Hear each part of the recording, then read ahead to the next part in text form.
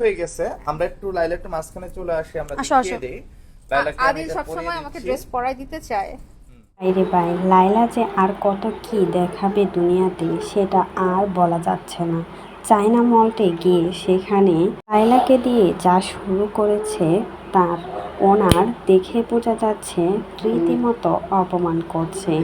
অপমান করার জন্যই কিন্তু লায়লাকে ইচ্ছাকৃতভাবে ডেকে নিয়ে গেছে অপমান করতে চায়না মলের ওনার। কারণ মেয়েদেরকে গোপনে যা যা পড়ায় সেই সব কিছু দিয়ে এবার লায়লাকে ভিডিও করে দেখাচ্ছে, কিভাবে পড়তে হয়, কি করতে হয় না করতে হয় সব কিছুই এবার ওপেনলি দেখিয়ে দিচ্ছে লায়লাকে পড়ে পুরোপুরি লাইভ। ভাই, এটা অপমান ছাড়া আর কিছুই বলা যাচ্ছে না। মানুষ যে টাকার জন্য আর কত কি করতে পারে সেটা শুধু ওদেরকে দেখলেই বোঝা যায়। এমনিতে তো নির্লজ্জ একজন মহিলা হচ্ছে লায়লা, যে কিনা কচি কচি পোলাদেরকে টার্গেট করে। এখন দেখা যাচ্ছে তার থেকেও জঘন্যতম খারাপ। কারণ অপমান করার জন্যই কিন্তু লায়লাকে বেছে নিয়েছে চায়না মলের ওনার।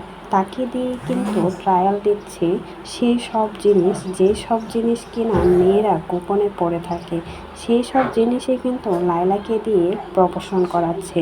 শুধুমাত্র ওদেরকে ডেকে নিয়ে গেছে এসব প্রমোশন করার জন্য। প্রত্যেকটা ভিডিওতে দেখা যাচ্ছে লায়লা আর বর্ষা চৌধুরী দুজনেই কিন্তু এসব বাজে বাজে ড্রেসগুলো প্রমোট করছে।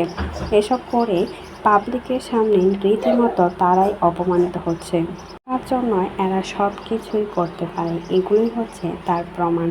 এগুলো ছাড়া আর কিছুই তারা পারে না, তাই তো টাকা তাদেরকেই ধরা দেয়। চায়না মলের ওনার ছেলেটা যে সব কিছু শুরু করেছে, এতেই বোঝা যাচ্ছে ওরা ওনাদেরকে ডেকে নেয় শুধুমাত্র এসব ড্রেস প্রমোট করার জন্য।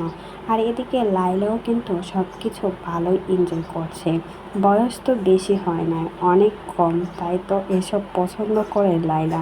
তো এই বিষয়ে যদি আপনাদের কোনো মতামত থাকে সেটা অবশ্যই আমাদের কমেন্ট বক্সে জানাতে ভুলবেন না।